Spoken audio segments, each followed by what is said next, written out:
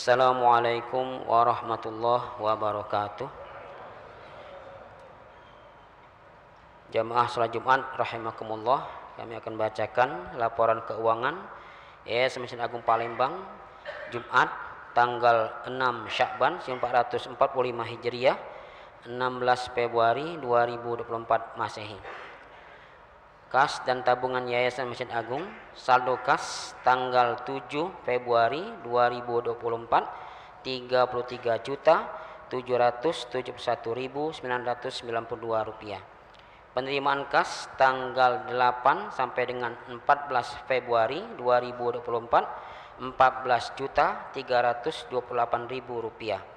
Hasil kota amal Jumat dan rawatib 25.627.000 rupiah. Jumlah penerimaan kas 73.726.992 rupiah. Pengeluaran kas tanggal 8 sampai dengan 14 Februari 2024 49.494.160 rupiah. Jumlah saldo kas tanggal 14 Februari 2024 24.232.832 rupiah. Tabungan Yayasan Masjid Agung di bank: 1. Operasional yayasan 154.235.916 rupiah. 2. Pembangunan 54.173.644 rupiah. 3. Pendidikan 202.076.669 rupiah. Petugas sholat Jumat tanggal 6 Sya'ban 1445 Hijriah, 16 Februari 2024 Masehi. Khotib Ustadz Lukman Hakim Husnan MAG. Imam Ustadz Sazili Amri SQ SEI Al-Hafiz. Qori Ustadz Ahmad Fitrayadi SPDI. Muazin Ustadz Raden Muhammad Ansori. Muraki Ustadz Kiagus Erwin Akib. Tausiah subuh Ahad tanggal 8 Sya'ban 1445 Hijriah, 18 Februari 2024 Masehi. Ustadz Kiagus Sriwijaya Rimardika SAG. Untuk menjaga kebersihan dan kesucian masjid, sepatu dan sandal yang mohon dititipkan di tempat penitipan atau dimasukkan dalam kantong plastik. Demi khusus kita bersama dalam beribadah salat Jumat, kepada jamaah yang menggunakan HP untuk tidak diaktifkan. Demikianlah yang dapat kami informasikan. Akhirul kalam. Wassalamualaikum warahmatullahi wabarakatuh.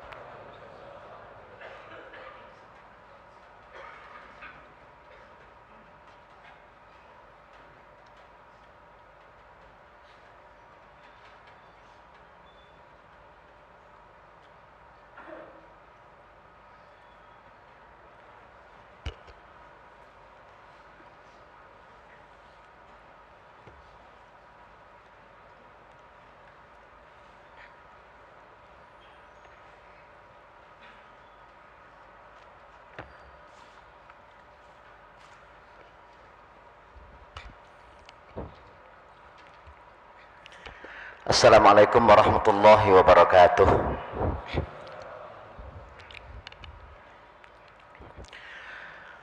A'udzu billahi minasy syaithanir rajim.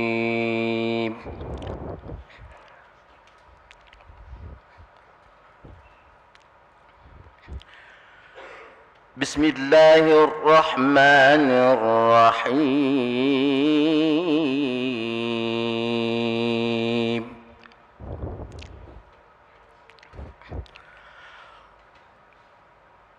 Wallai ya'isna minal mahidi min nisaikum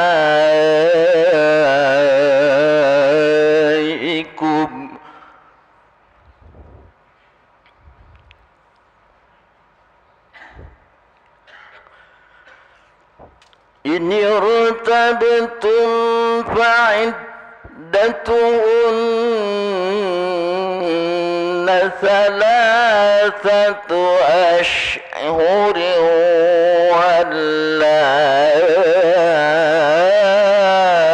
واللائي لم يحض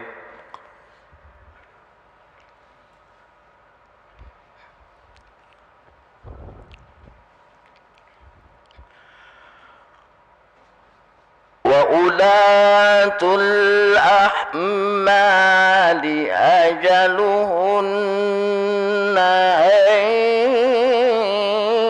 يضعن حملهن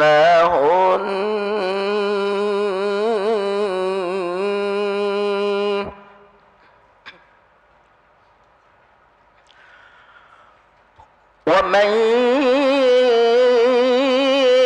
يتق الله يجعل له من أمره يسرا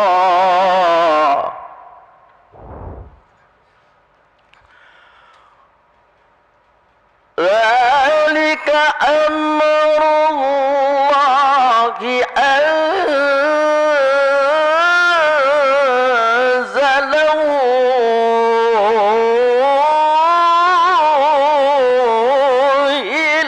إليكم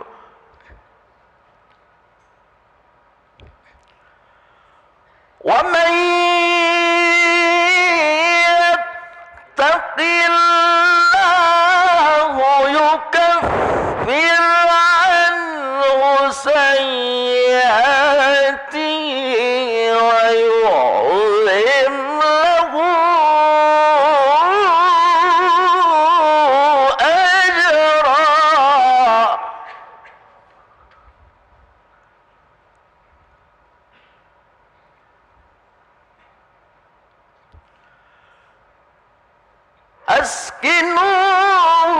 أسكنوهن من حيث سكنتم من وجدكم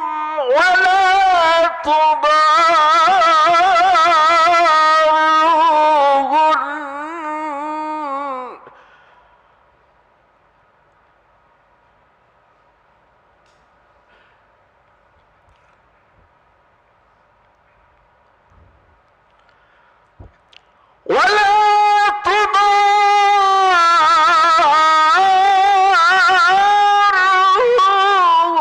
تضاروهن لتضيقوا عليهن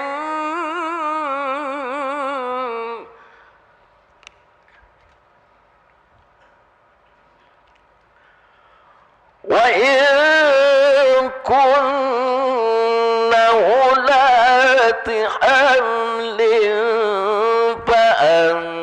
فأنفقوا عليهن حتى يضعن حملهن فإن أرضعن لكم فآتوهن أجورهن فإن أرضعن لكم فآتوهن أجورهن وأتمروا بينكم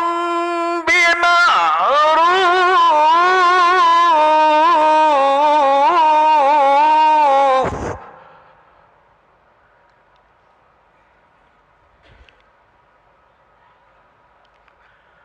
وإن تَعَاسَرْتُمْ فسترجع له أخرى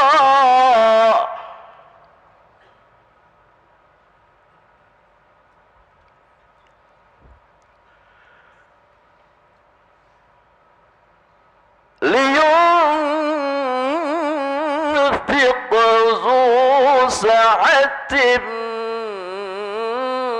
من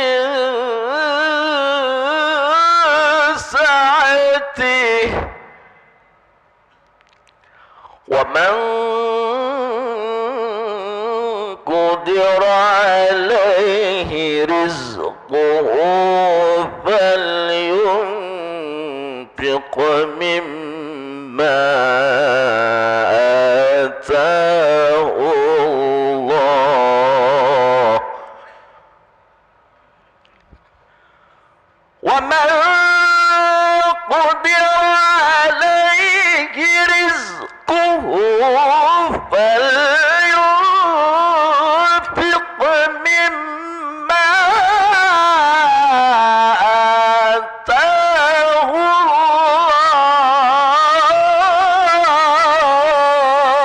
الله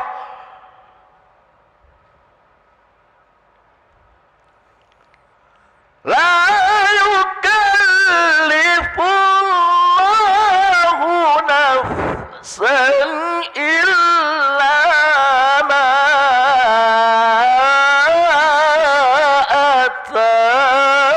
أتاها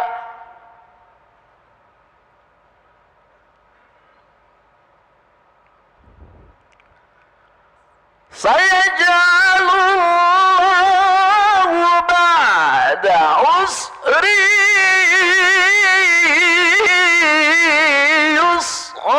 يسرا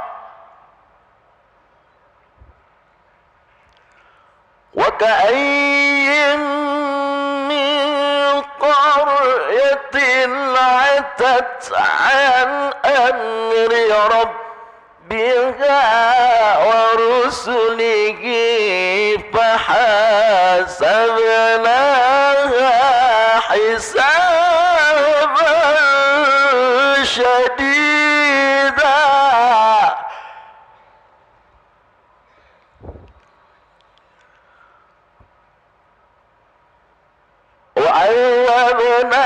وعذبناها عذابا نكرا فذاقت وبال أمرها وكان عاقبة أمرها خسرا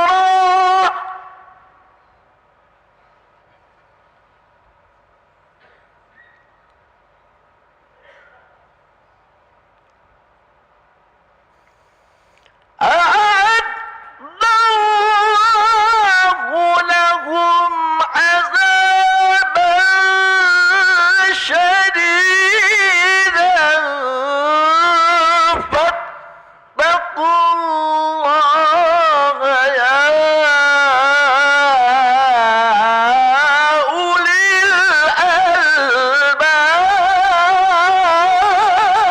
الألباب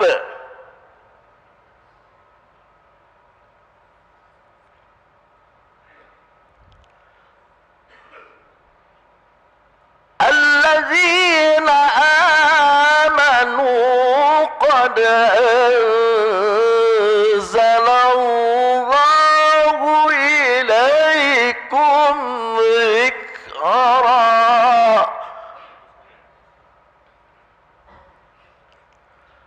رسولا يتلو عليكم آيات الله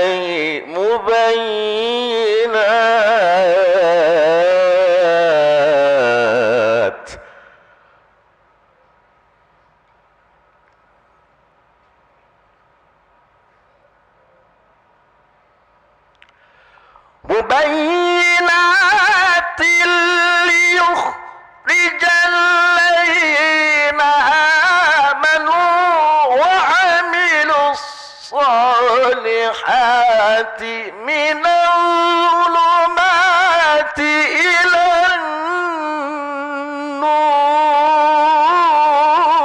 النور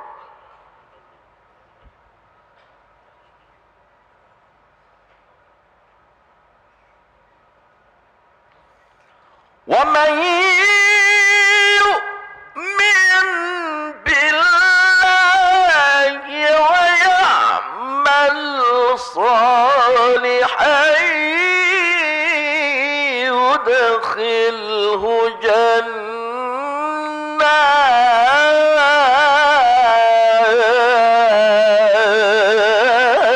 جنات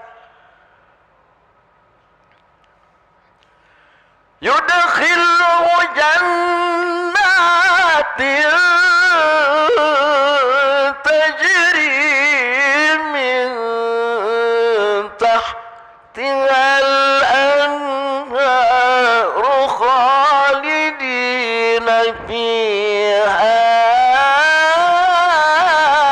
أبدا خالدين فيها أبدا قد أحسن الله له رزقا صدق الله العظيم.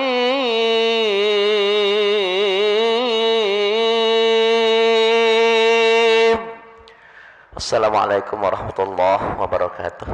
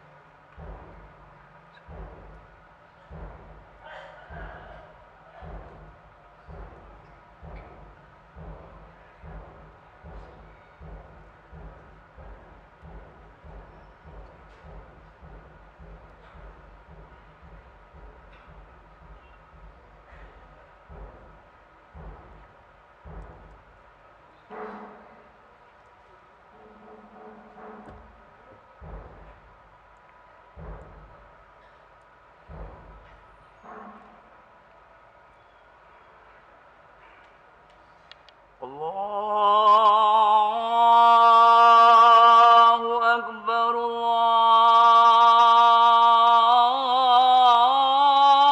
الله أكبر.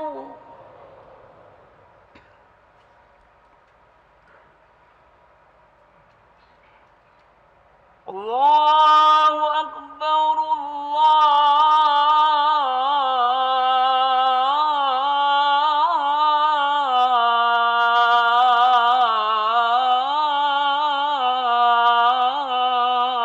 الله أكبر.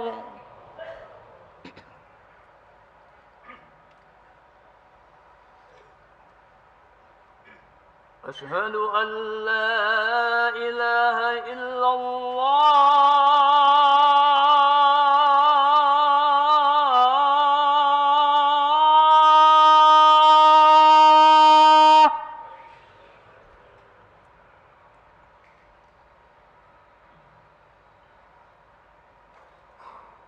أشهد أن لا إله إلا الله.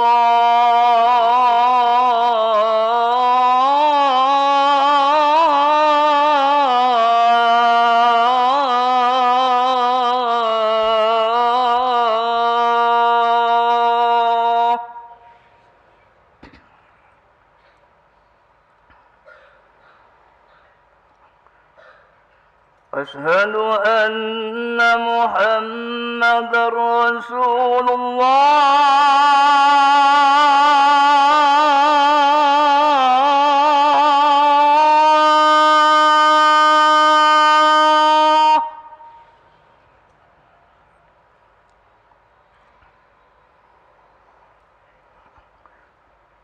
أشهد أن محمدًا رسول الله.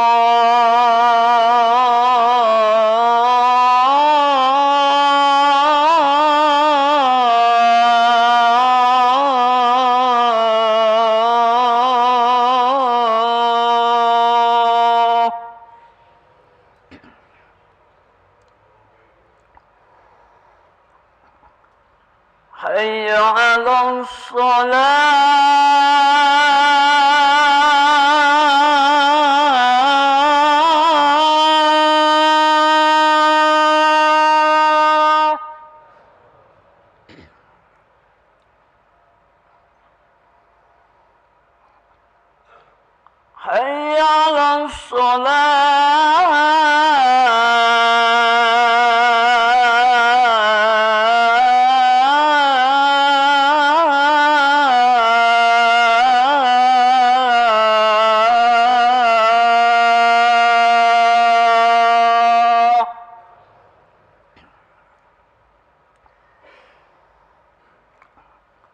حي على الفلاح.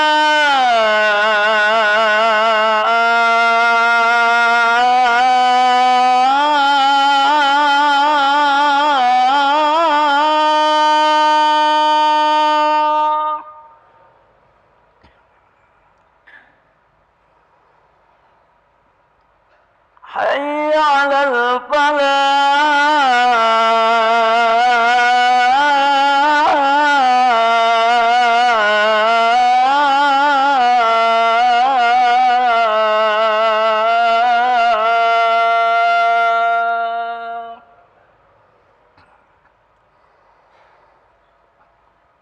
الله أكبر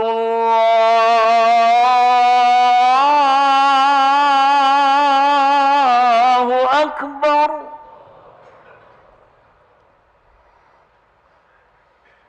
لا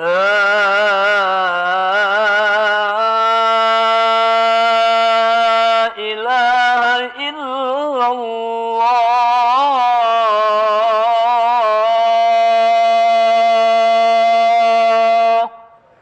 اللهم رب هذه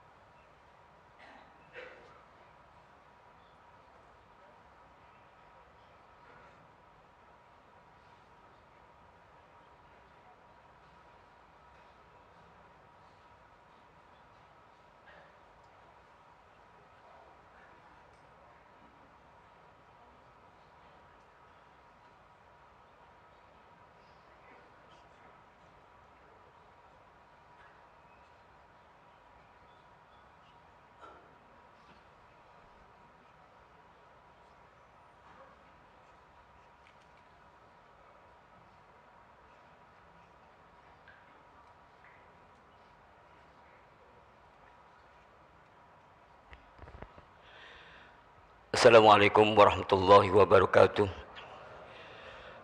Ma'asyiral kaum muslimin wa zumratal mu'minin rahimakumullah. Sidang Jumat yang memuliakan Allah. Sebagaimana biasanya, sebentar lagi khatib kita akan membacakan dua khutbahnya di hadapan kita semua. Berkenaan dengan itu, Rasulullah sallallahu alaihi wasallam bersabda, "Ruya fil kabar an Mas'ur an Abi Hurairah radhiyallahu taala anhu annahu qala Rasulullah sallallahu alaihi wasallam, idza kunta sab'an sid wal imamu ya'ti bil jum'ati fakallaghaun ansitu wasma'u wa'atu rahmakumullah." Yang artinya, janganlah kita berkata-kata di waktu khatib sedang baca kedua khutbahnya, baik pun perkataan itu berupa teguran atau menyuruh orang diam dan lainnya. Maka orang berkata-kata itu pahala solat Jumatnya menjadi sia-sia. Oleh sebab itu, alangkah baiknya kita diam dan tekun. Semoga kita mendapatkan rahmat ampunan Allah Subhanahu wa taala. Amin ya rabbal alamin. Hadirin jemaah Jumat, tolong diisi sabta yang kosong dan luruskan rapatkan barisan sebelum kita mengerjakan solat.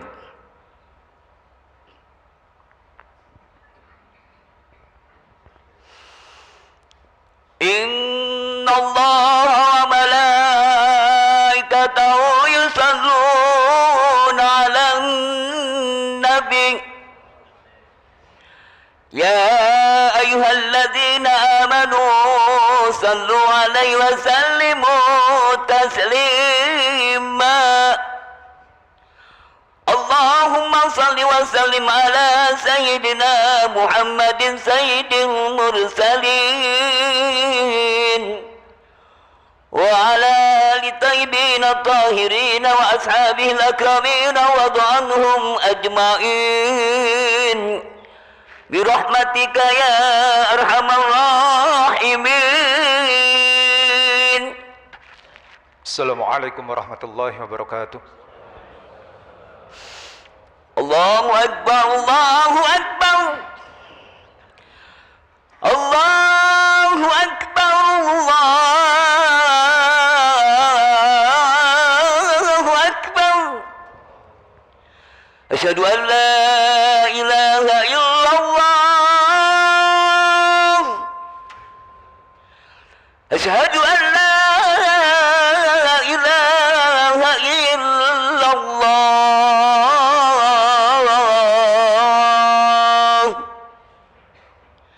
Asyhadu anna Muhammadar Rasulullah.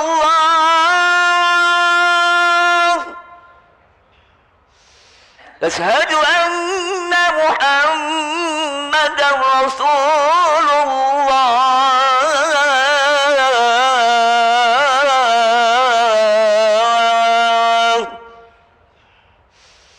Hayya 'alas salah.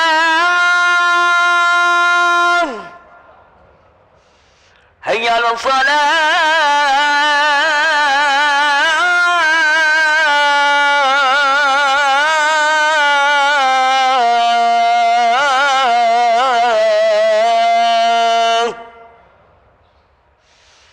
Hayya 'alas salah.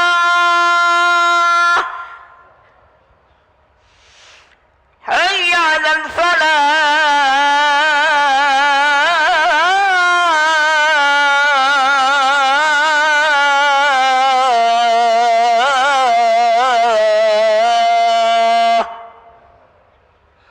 Allahu Akbar, Allahu Akbar. La ilaha illallah.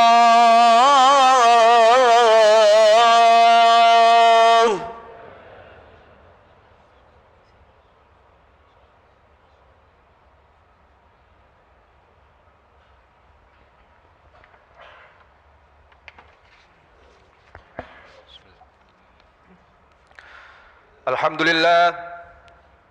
Alhamdulillahilladzi bi ni'matihi tatimmus shalihat wa bi fadlihi tatanazzalul khairat wal barakat wa bi taufiqihi tatahaqqaqul maqasid wal ghayat. Asyhadu an la ilaha illallah wahdahu la syarika lah wa asyhadu anna sayyidana Muhammadan abduhu wa rasuluhu la nabiyya ba'dah. Allahumma salli wa sallim wa barik ala sayyidina Muhammad الذي أرسله الله إلينا شاهدا ومبشرا ونذيرا وداعيا إلى الله بإذنه وسراجا منيرا وعلى آله وصحبه المجاهدين الطاهرين. أما بعد فيا أيها الحاضرون أوصيكم وإياي بتقوى الله وطاعته لعلكم تفلحون. يا أيها الذين آمنوا اتقوا الله حق تقاته ولا تموتن إلا وأنتم مسلمون وتزودوا فإن خير الزاد التقوى. فقد قال الله تعالى في كتابه الكريم أعوذ بالله من الشيطان الرجيم بسم الله الرحمن الرحيم ومن آياته خلق السماوات والأرض واختلاف ألسنتكم وألوانكم إن في ذلك لآيات للعالمين. Jemaah rahimakumullah, marilah kita senantiasa bertakwa kepada Allah Subhanahu wa taala, menjalankan segala yang diperintahkan olehnya, menjauhi larangannya, imtithalu awamirillah wajtinabu nawahihi, sebab takwa merupakan salah satu bekal terbaik dalam menjalani kehidupan dunia yang singkat ini. Allah Subhanahu wa taala berfirman dalam surat Al-Baqarah ayat 197, "Wa tazawwadu fa inna khairaz zadit taqwa wattaquni ya ulil albab." Berbekallah karena sesungguhnya sebaik-baik bekal adalah takwa. Bertakwalah kepadaku wahai orang-orang yang memiliki akal sehat. Oleh karena itu, mari kita bertakwa. Mari kita senantiasa bertakwa dan mari kita semua selalu meningkatkan ketakwaan kita kepada Allah Subhanahu wa taala dengan melaksanakan semua kewajiban dan meninggalkan segenap larangan. Jamaah rahimakumullah. Allah Subhanahu wa taala menciptakan dunia ini dengan penuh keragaman dan perbedaan. Manusia dilahirkan dalam bentuk yang berbeda-beda, baik jenis kelamin, warna kulit, bentuk tubuh, dan lain-lain. Semua perbedaan ini adalah bagian dari rahmat Tuhan yang harus diterima dan disyukuri. Bayangkan bila semua makhluk Tuhan itu sama, semua makhluk hidup laki-laki, tidak ada perempuan, dunia tidak akan terasa indah dan pasti akan membosankan. Justru dengan adanya perbedaan itu dunia menjadi indah.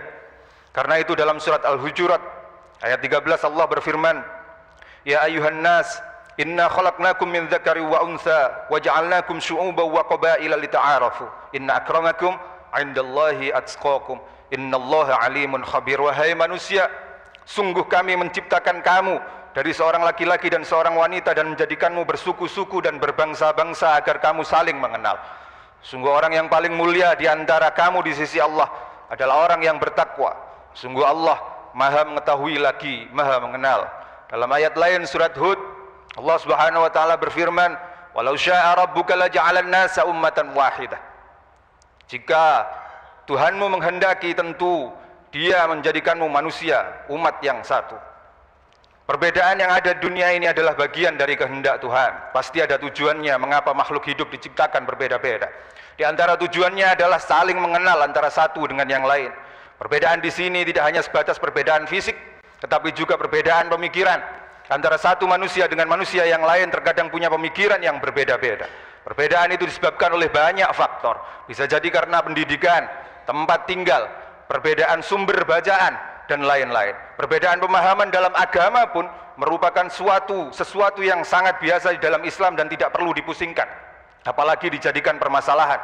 Bahkan pada masa hidup Rasulullah SAW telah terjadi perbedaan di tengah para sahabat dalam memahami apa yang beliau sabdakan. Dalam sebuah riwayat yang terdapat dalam Sahih Bukhari dan Muslim, Rasulullah pernah mengutus beberapa orang sahabat berkunjung ke perkampungan Bani Quraidah. Sebelum berangkat, Rasul berpesan, "Kalian jangan sholat asar kecuali di perkampungan Bani Quraidah." Tidak ada satupun sahabat yang bertanya mengenai maksud dari pertanyaan Rasulullah, dari pernyataan Rasulullah SAW itu. Semua tampak sudah memahami apa yang dikehendaki Rasulullah. Di pertengahan jalan, waktu asar sudah masuk, salah seorang sahabat mengusulkan agar sholat terlebih dahulu. Khawatir kalau perjalanan dilanjutkan waktu sholat akan habis. Sementara sahabat yang lain menolak usulan itu.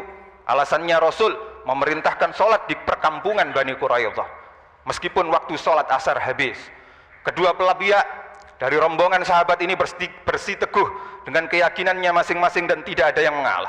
Sahabat yang ingin mengerjakan sholat asar di jalan memahami pesan Nabi secara substansial dan kontekstual, sementara sahabat yang lain memahaminya secara literal dan tekstual.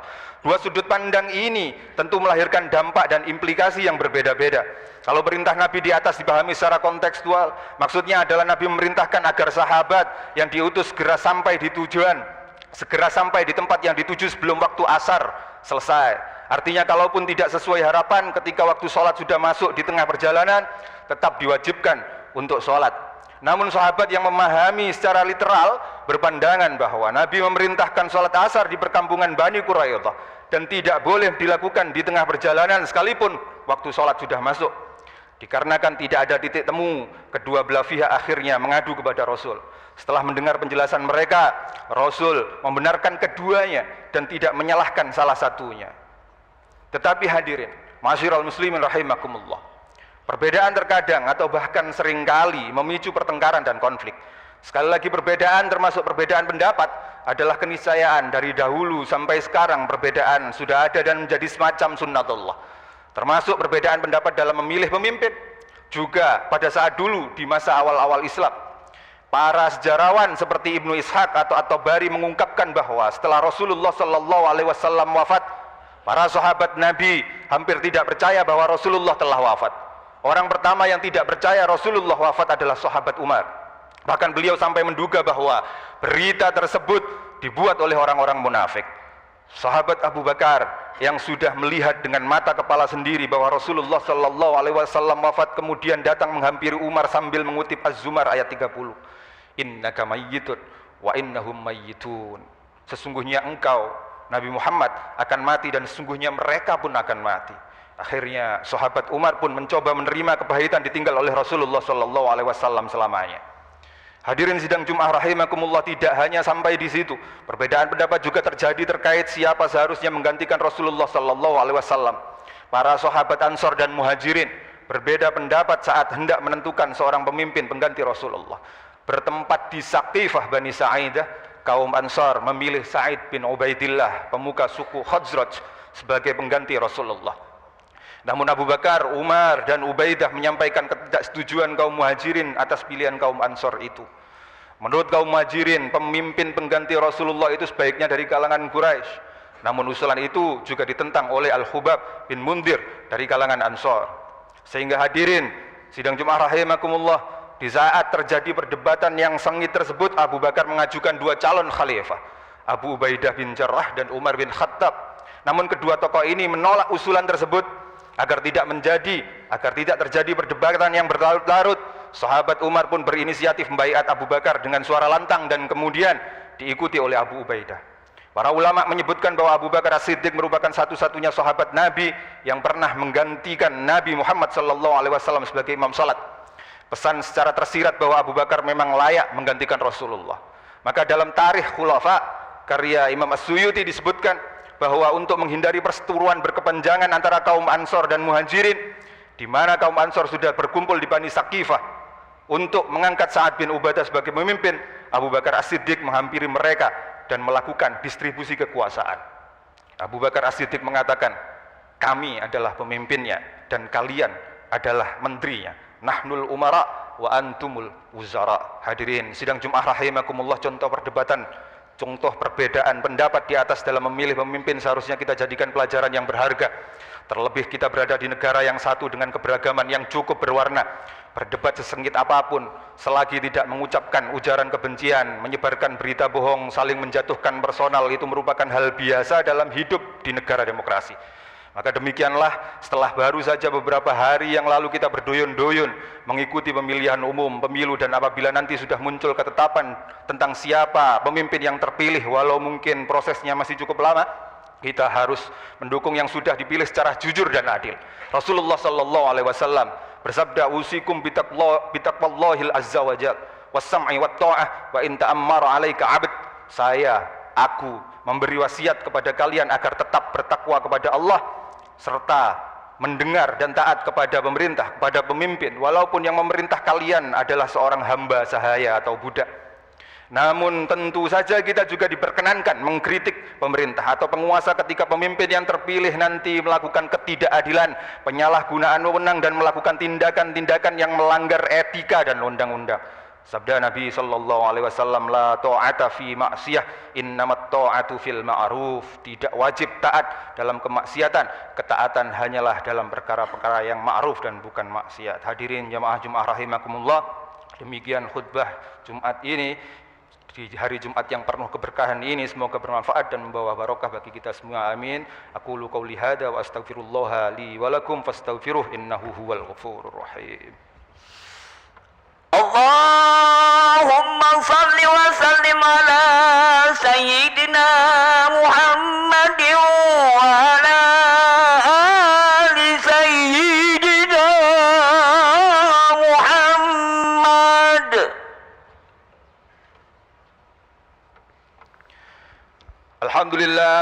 Alhamdulillah syukran ala ma an'am.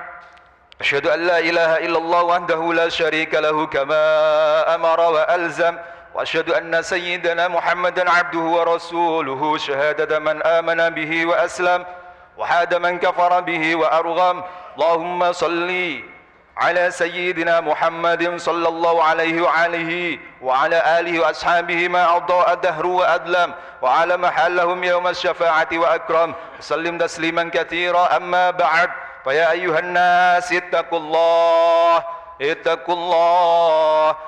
الله إن الله أمركم بأمر بدأ فيه بنفسه وثنى بملائكته وأيها بالمؤمنين من عباده فقال عز من قائل إن الله ملائكته يصلون على النبي يا أيها الذين آمنوا صلوا عليه وسلموا تسليما. اللهم صل على سيدنا محمد وعلى ملائكتك المقربين وأنبيائك المرسلين وأهل طاعتك أجمعين واجعلنا منهم وارحمنا برحمتك يا أرحم الراحمين. اللهم اغفر للمؤمنين والمؤمنات والمسلمين والمسلمات الأحياء منهم والأموات. اللهم اغفر لنا ما قدمناه وما أخرناه وما أسررناه وما أعلناه وعصيته ونسيناه وعلمته وجهلناه ولا تدع لنا أملا إلا بلغتناه ولا سولا إلا سووتناه ولا خيرا إلا أعطيتناه ولا شرا إلا كفيتنا. ربنا اغفر لنا ولإخواننا الذين سبقونا بالإيمان ولا تجعل في قلوبنا غلا للذين آمنوا ربنا إنك رؤوف رحيم.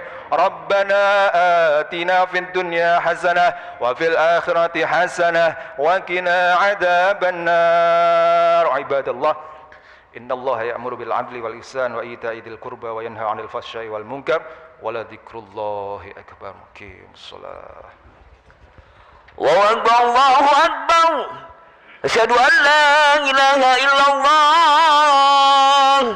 أشهد أن محمدا رسول الله.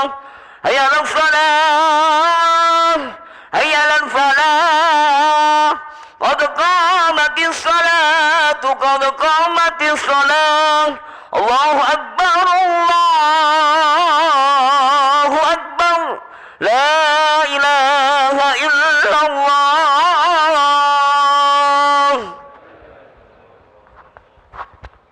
لا إله إلا الله محمد رسول الله صلى الله عليه وسلم. قام هذا من السماوات والأرض وجعلنا من عباد الصالحين. استووا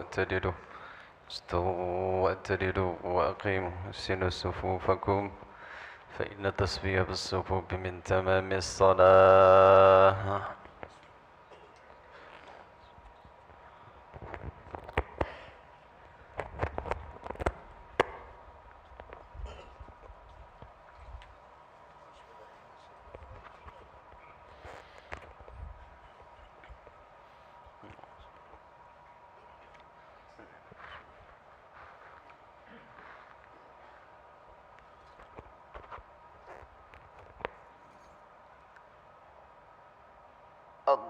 الله أكبر.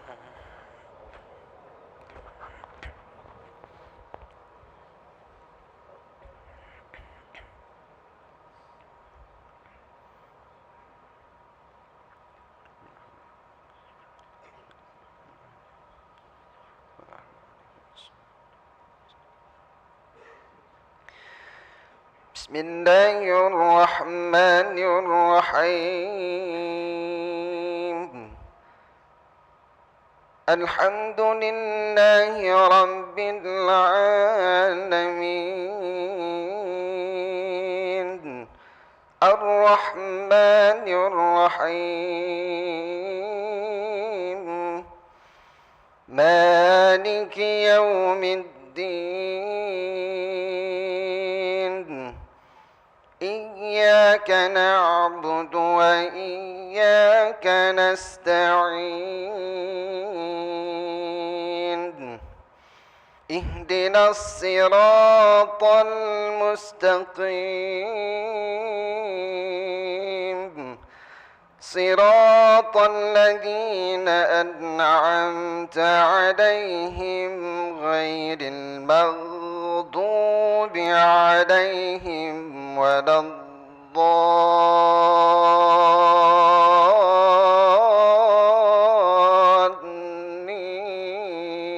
الضالين آمين.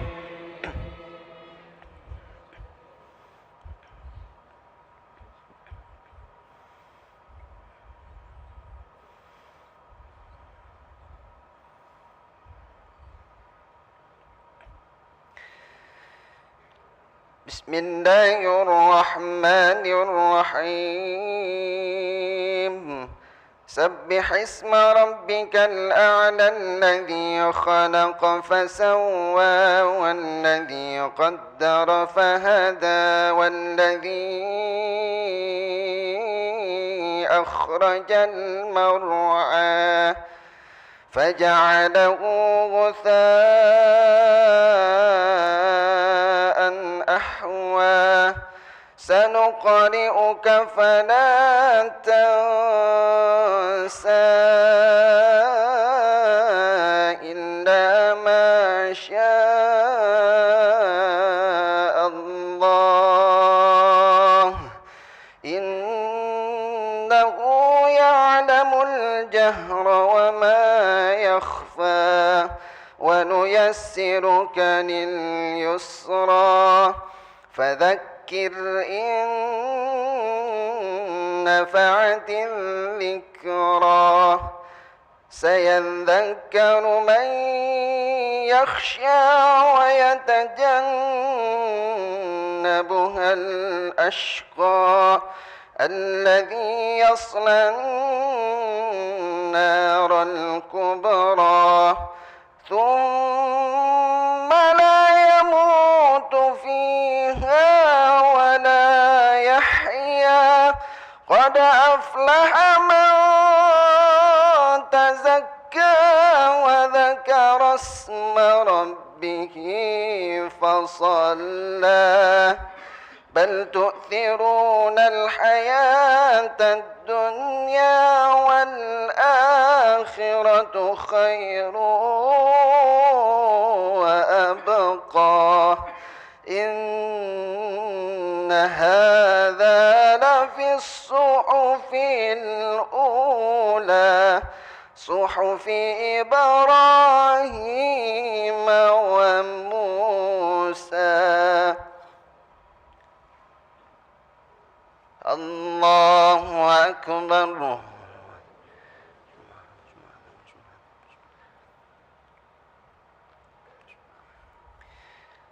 سمع الله لمن حمده. الله أكبر.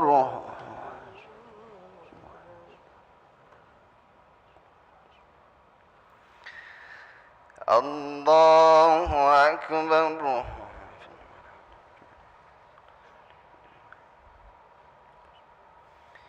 الله أكبر.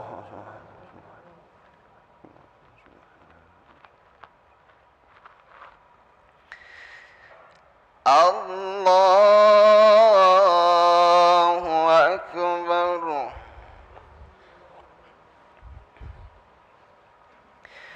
بسم الله الرحمن الرحيم الحمد لله رب العالمين الرحمن الرحيم مالك يوم الدين إياك نعبد وإياك نستعين اهدنا الصراط المستقيم صراط الذين أنعمت عليهم غير المغضوب عليهم ولا الضالين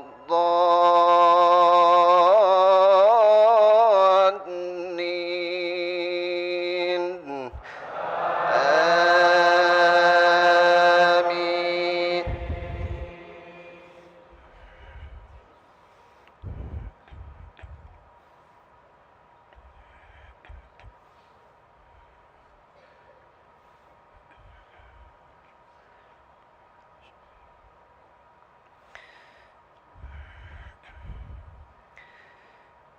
بسم الله الرحمن الرحيم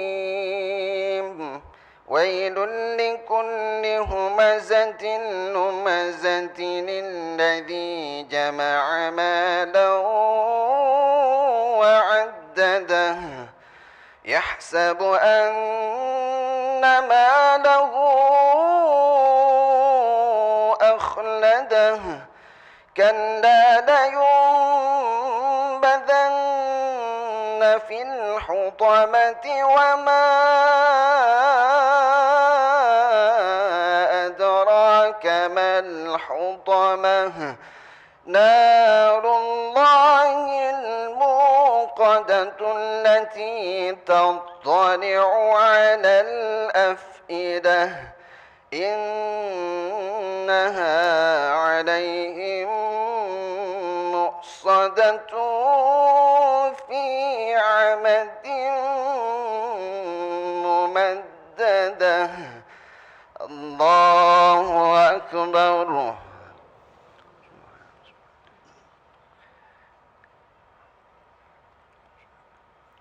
سمع الله لمن حمده.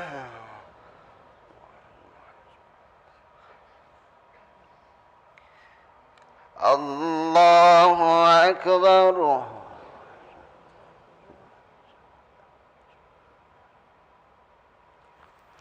الله أكبر.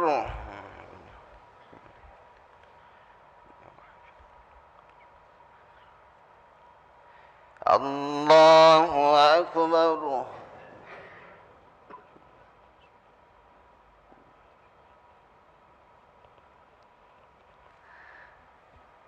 الله أكبر.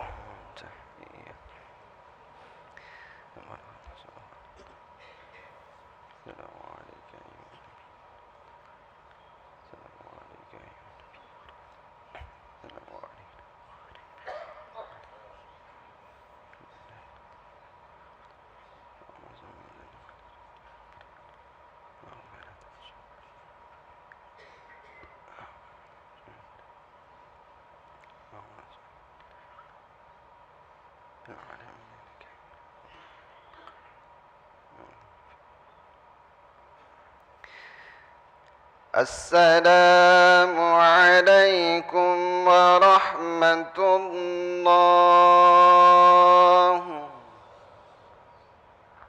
السلام عليكم ورحمة الله.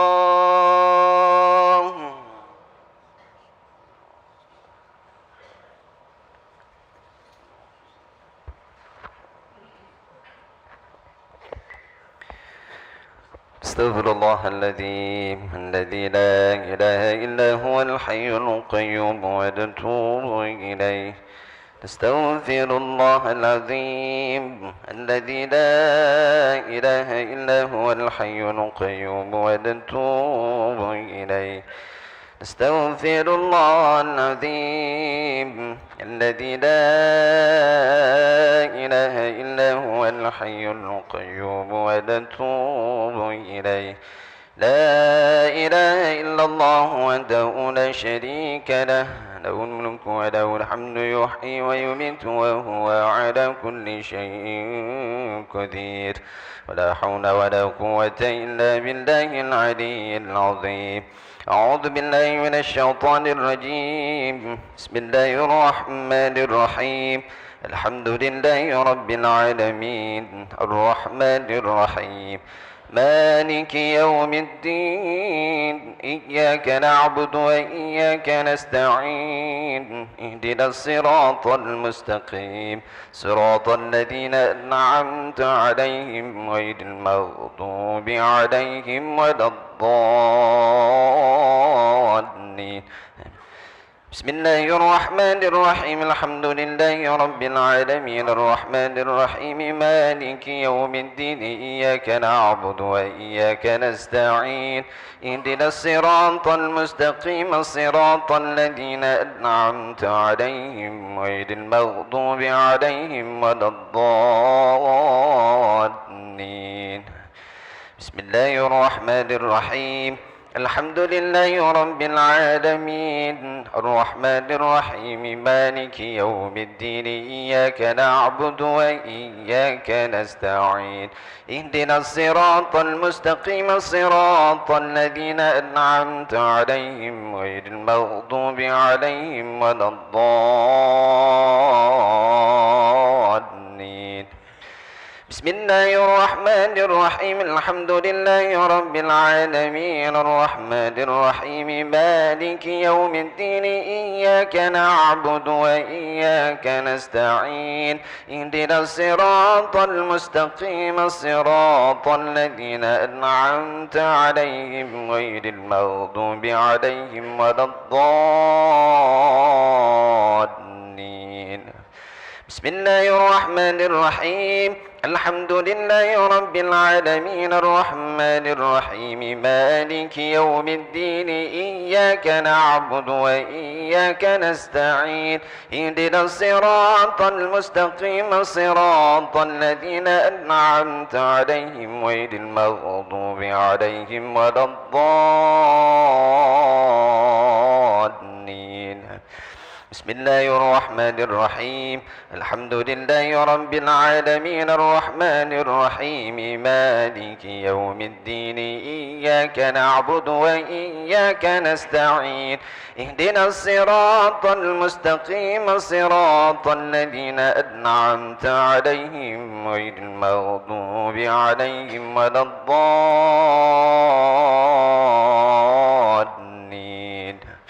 بسم الله الرحمن الرحيم. الحمد لله رب العالمين الرحمن الرحيم مالك يوم الدين إياك نعبد وإياك نستعين اهدنا الصراط المستقيم صراط الذين أنعمت عليهم غير المغضوب عليهم ولا الضالين.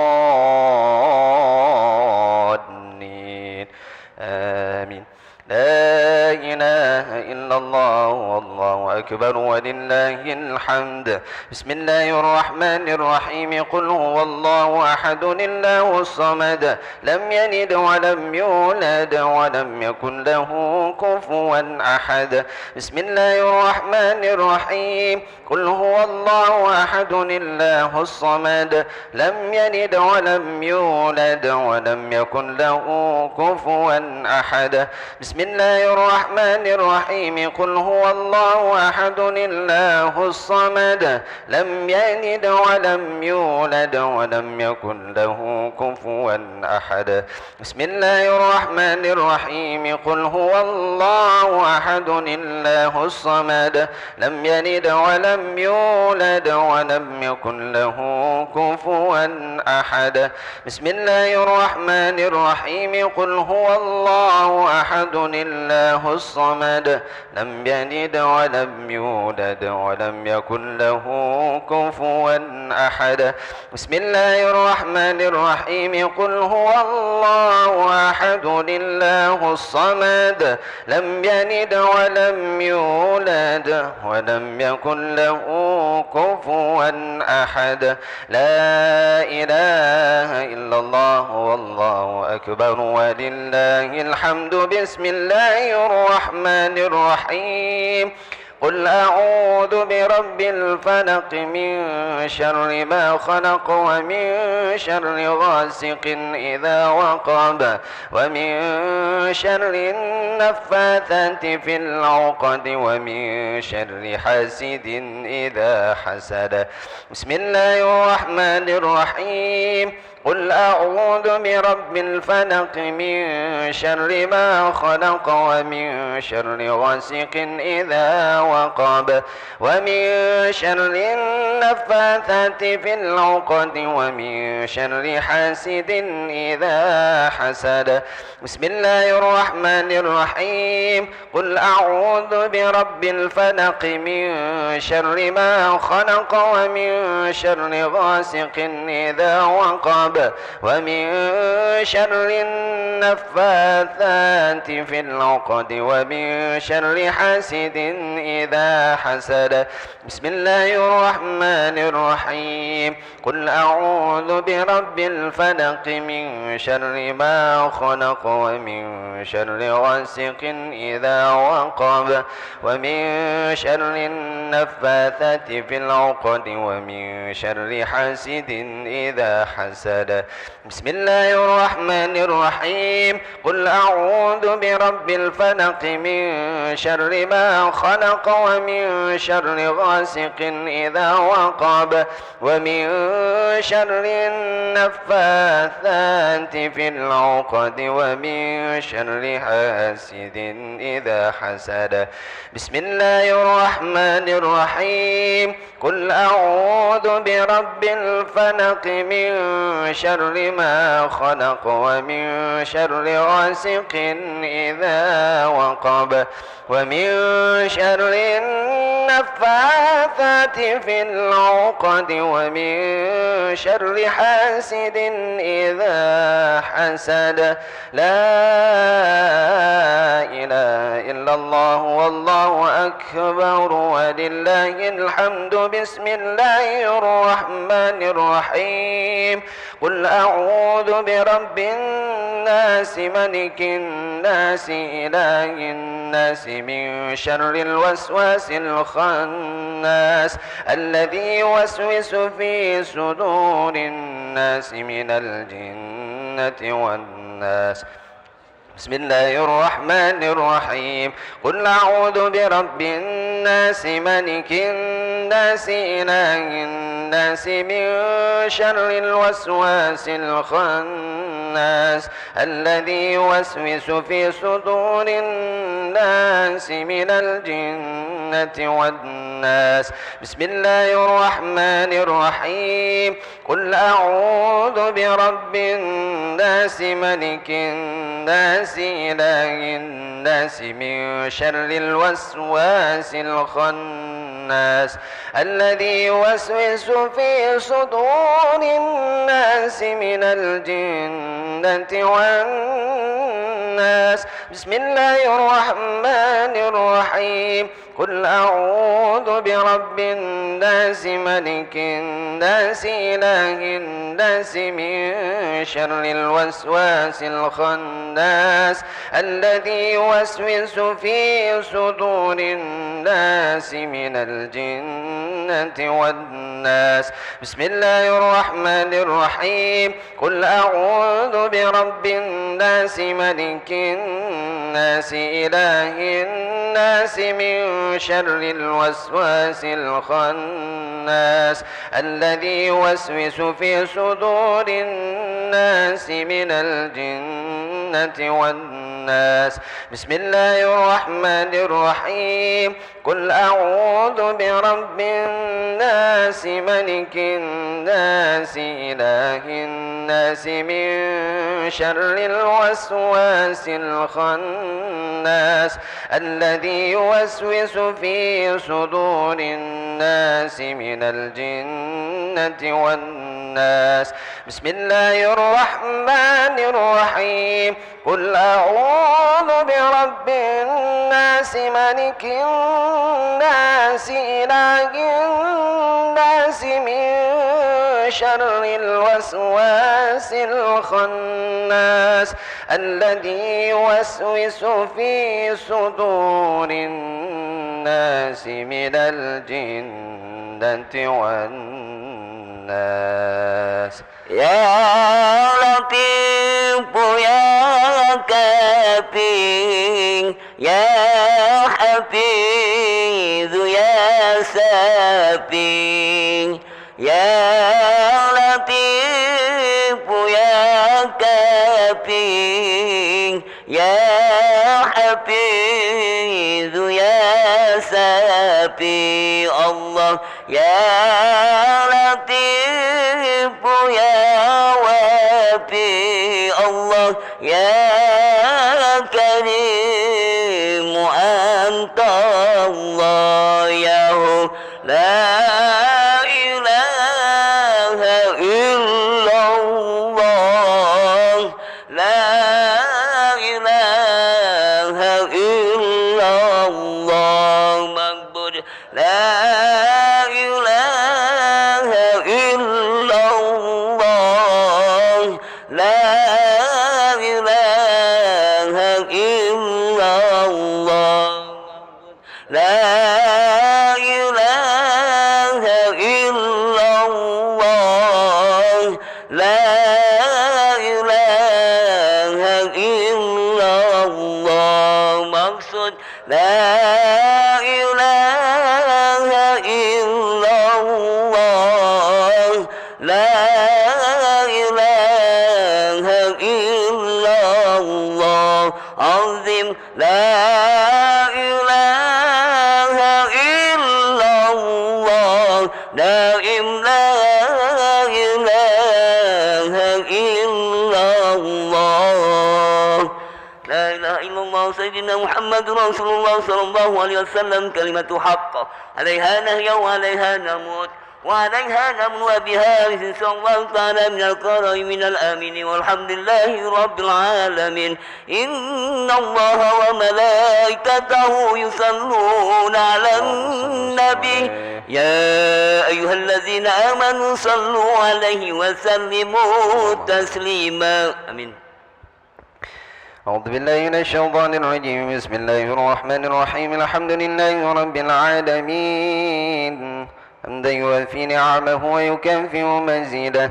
يا ربنا لك الحمد كما ينبغي لجلال وجهك الكريم وعظيم سلطانك. سبحانك لا نحصي ثناء عليك كما أثنيت على نفسك فلك الحمد حتى ترضى. اللهم صل وسلم على سيدنا محمد الحبيب المحبوب العالي القدر العظيم الجاه وعلى آله وصحبه وسلم. ربنا اغفر لنا ذنوبنا ولوالدينا وارحمهم كما ربونا صغارا ولجميع المسلمين والمسلمات والمؤمنين والمؤمنات الأحياء منهم والأموات إنك سميع قريب مجيب الدعوات ويا قاضي الحاجات. ربنا ظلمنا أنفسنا وإن لم تغفر لنا وترحمنا لنكونن من الخاسرين. ربنا هب لنا من أزواجنا وذرياتنا قرة أعين واجعلنا للمتقين إماما. يا مقلب القلوب ثبت قلوبنا على دينك ويا مصرف القلوب صرف قلوبنا على طاعتك. اللهم أعنا على ذكرك وشكرك وحسن عبادتك. اللهم يا غني يا حميد يا مبدئ يا معيد يا رحيم يا ودود أغننا بحلالك عن حرامك وأغننا بطاعتك عن معصيتك وأغننا بفضلك عن من سواك. لك. ربنا تقبل منا نيتنا ودعاءنا وحسن مقاصدنا إنك أنت السميع العليم، وتب علينا يا مولانا إنك أنت التواب الرحيم. اللهم بارك لنا في شعبان وبلغنا رمضان. اللهم بارك لنا في شعبان وبلغنا رمضان. اللهم بارك لنا في شهر رجب وبارك لنا يا الله في شعبان وبلغنا رمضان. اللهم إنا نسألك يا الله حسن الخاتمة ونعوذ بك يا الله من سوء الخاتمة. ربنا آتنا في الدنيا حسنة وفي الآخرة حسنة وقنا عذاب النار. وصلى الله على سيدنا محمد النبي الأمي وعلى آله وصحبه أجمعين. سبحان ربك رب العزة عما يصفون وسلام على المرسلين والحمد لله رب العالمين. تقبل الله منكم تقبل يا كريم.